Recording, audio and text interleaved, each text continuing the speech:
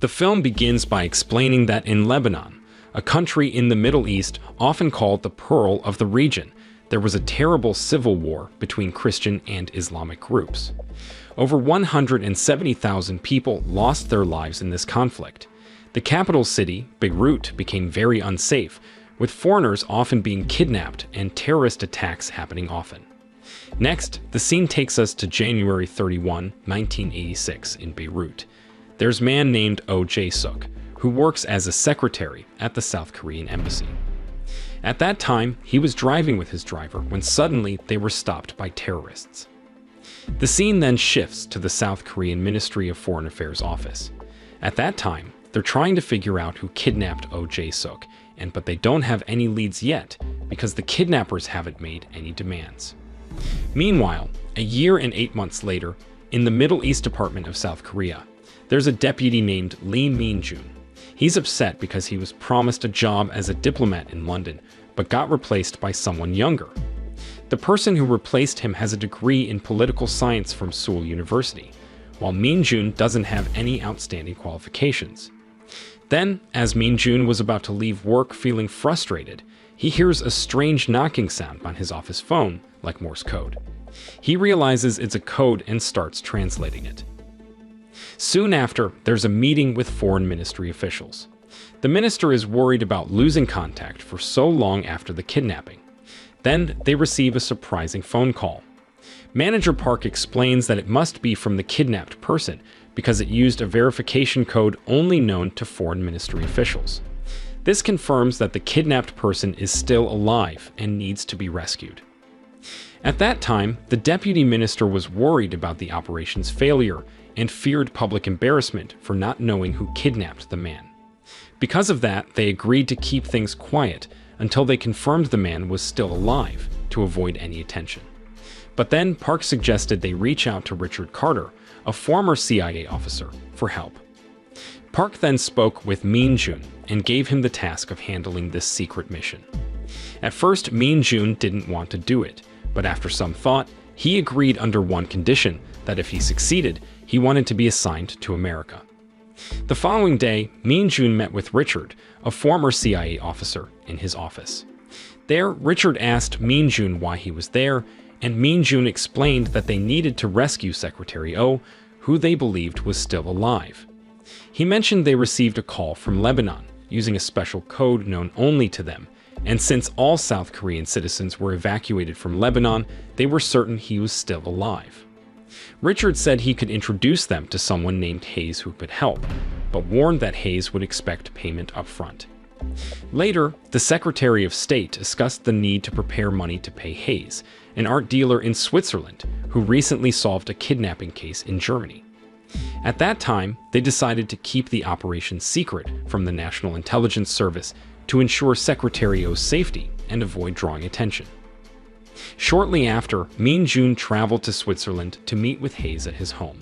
During their meeting, Hayes revealed that Richard had briefed him on the situation, and his contacts in Lebanon confirmed that Secretary Oh was still alive. However, the kidnappers hadn't made any demands initially because they thought Mr. Oh was Japanese. When they realized he was Korean, they released him. Unfortunately, Mr. Oh was kidnapped again by a different group, and they're now demanding a $5 million ransom. There, Hayes explained that their fee for freeing Mr. Oh would be 10% of the ransom amount. He warned that if they tried to negotiate, Mr. Oh might be harmed. To confirm Mr. Oh's condition, Min-jun asked the kidnappers to send a photo of Mr. Oh holding the magazine he had written in.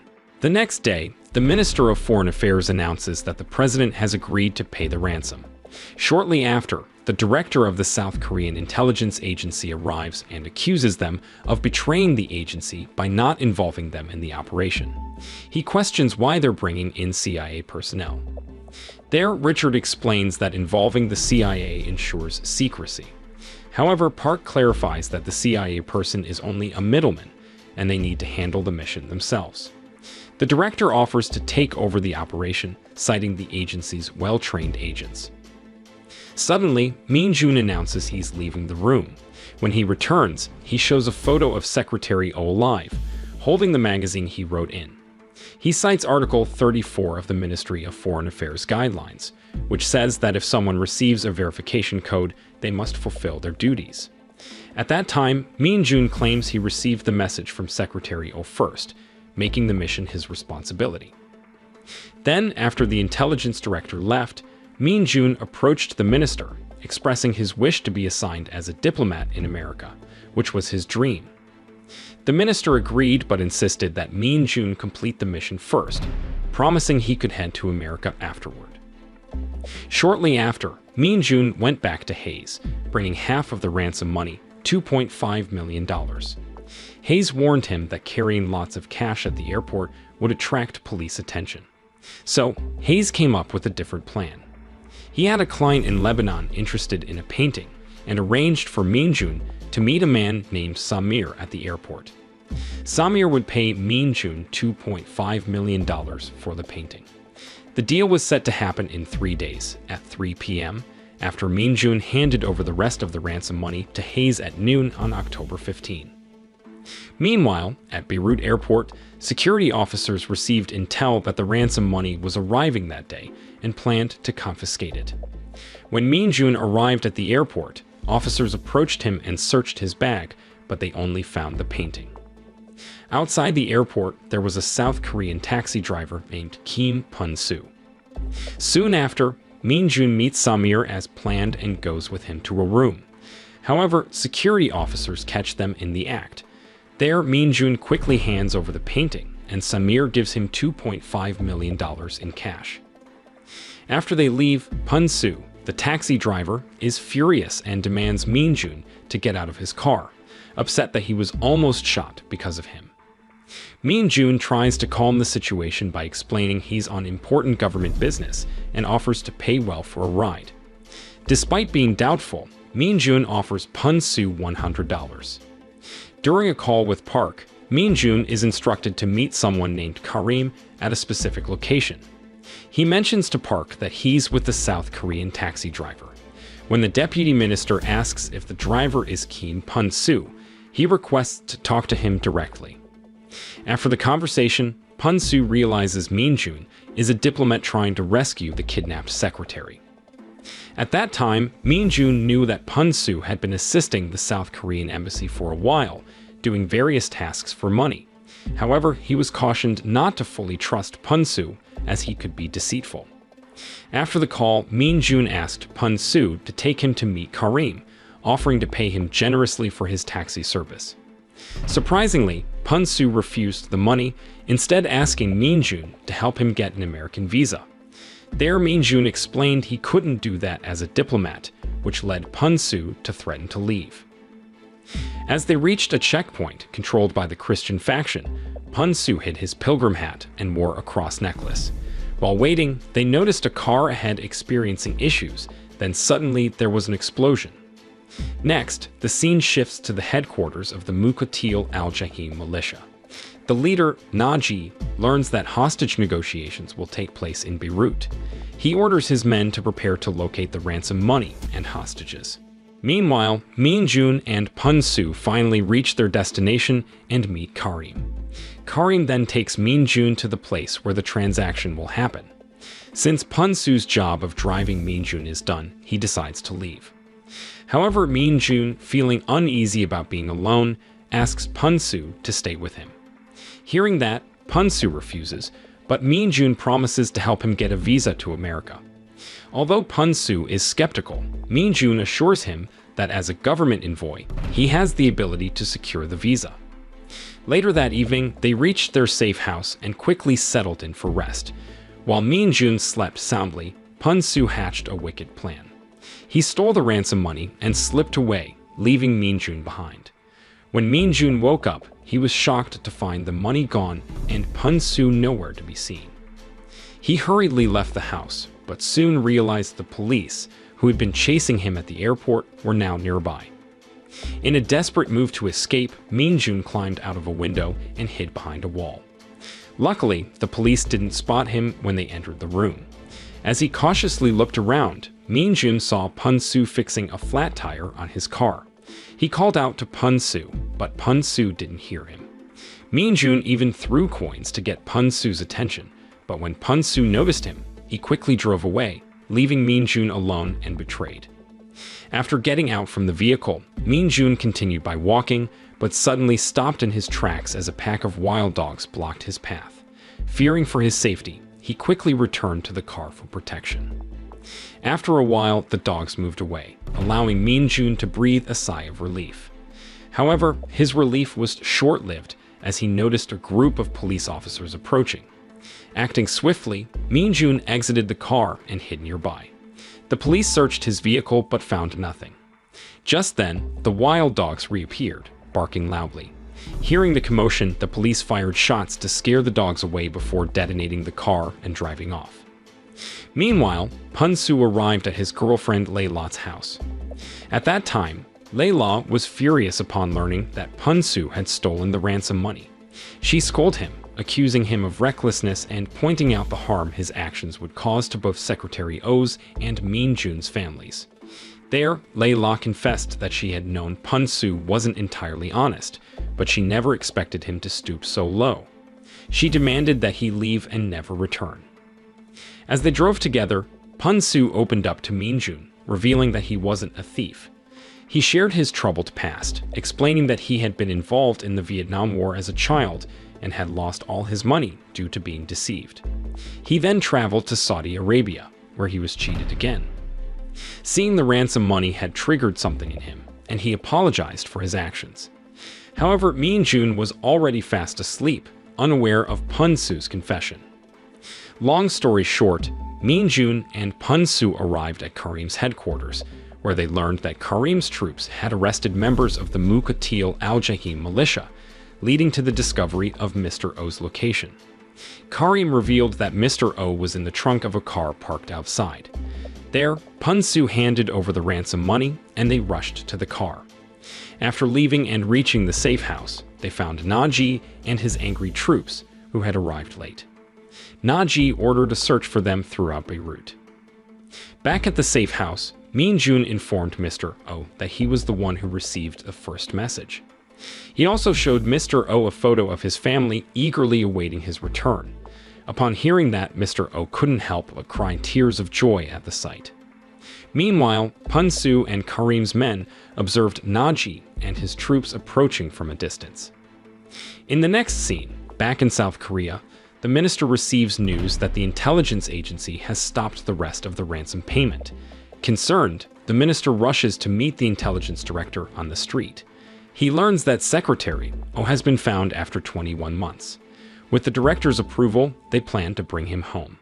The minister explains that Secretary O was previously in Jordan, and the money was sent there. However, they still need money to cover the flight home.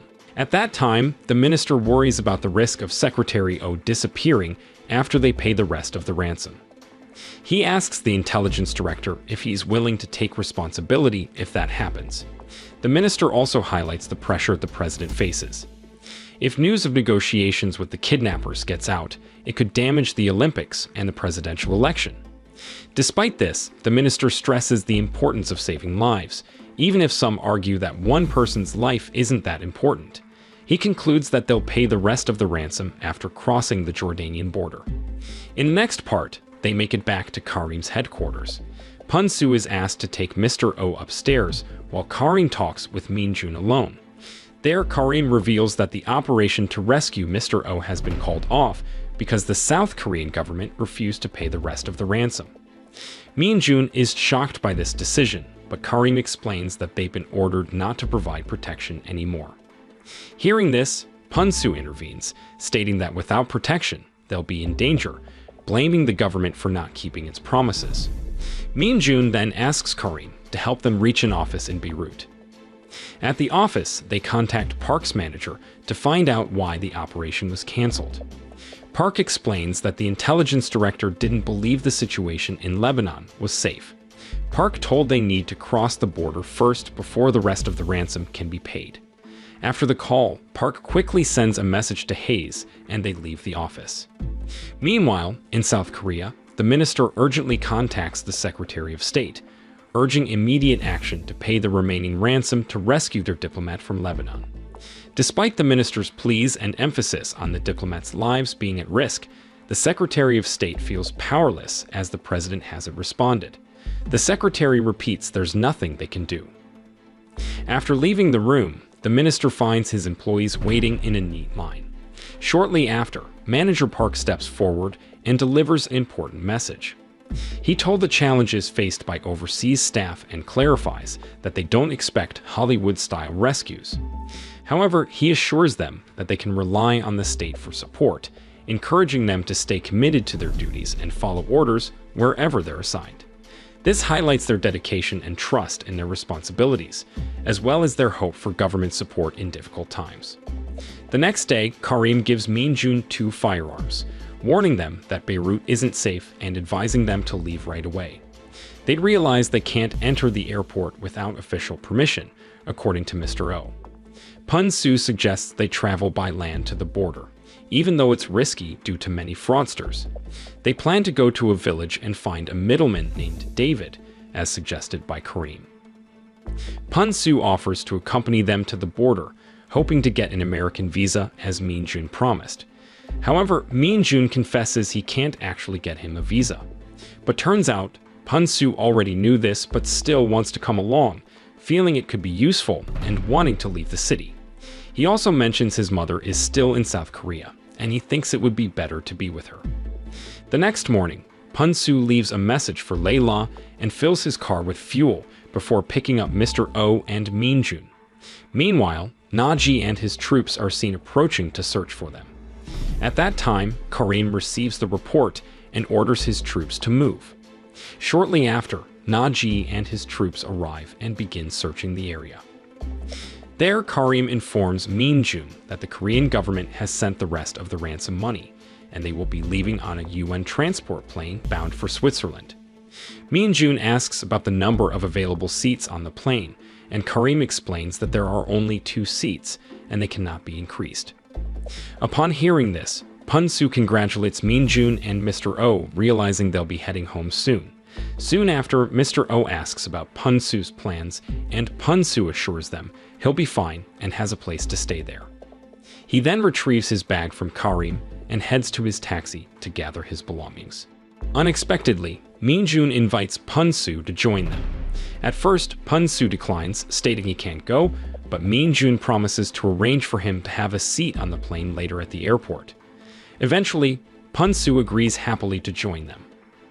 On their way to Beirut airport, Pun Su looks elated, but Min Jun appears lost in thought. Finally reaching the airport, Min Jun presents the PBB document to the officer for entry. He asks Mr. O and Pun Su to go in first. However, because there are only 2 entry tickets, the officer closes the gate. Pun Su protests this, but Min Jun insists they board the plane immediately as time is running out. At that time, Pun Su worries about Min Jun's fate since there are only 2 seats available on the plane. However, Min Jun reassures him that he'll catch the next commercial flight. Soon after, Pun Su tries to prevent the door from closing, but the officers stop him. Despite Min Jun's insistence that Pun Su leaves for his safety, Pun Su refuses and is detained by the officers. Min Jun states that protecting fellow countrymen is a diplomat's main duty, and he feels honored to fulfill his duties. Meanwhile, in South Korea, Mr. O's arrival is celebrated with enthusiasm by the intelligence director, and his family warmly embraces him. Shortly after, they receive a report that the Korean government will immediately send the remaining ransom money. It turns out the money Karim received wasn't from the South Korean government, but from Hayes himself. Hayes used his own money to maintain trust with his contacts in Lebanon, which he had built over many years of doing business there. 1 month later, Min Jun is finally released, and Richard picks him up at the airport. Richard informs Min Jun that the South Korean government requested his release. At that time, Min Jun borrows $2 from Richard, which Richard gives to a police officer as a tip for his expenses and a month's taxi fare, showcasing Korean diplomatic etiquette. Then, Richard leaves. Back at the South Korean airport, there's no welcome for Min Jun. When he looks for a taxi, he's surprised to find that the taxi he takes is Pun Su's. The film ends. The moral lesson from this film, if you're gonna share a taxi, make sure it's not with the dude who snagged your ransom cash, cause it's gonna be awkward.